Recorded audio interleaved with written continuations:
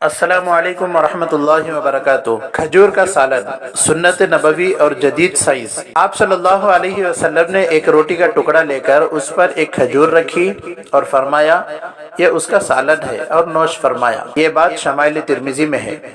کرسٹو سیاح کی آپ بھی۔ کرسٹو دنیا کے ان چند بڑے سیاحوں میں سے ایک ہے جس نے دنیا بھر کے ملکوں کی سیر کی، طرح طرح کے حالات کا مشاہدہ کیا۔ اس کے تجربات میں یہ بات شامل ہے کہ افریقہ کے سفر میں 3 مہینے تک میں نے کھجور بطور سالن استعمال کیا۔ یہ میری زندگی کا پہلا تجربہ تھا کہ میں نے کھجور کا سالن استعمال کیا۔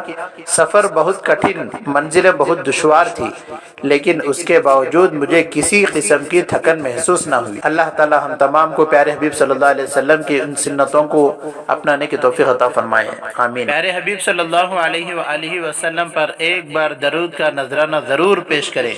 اللہم صلی علی محمد وعلی آل محمد وبارک وسلم۔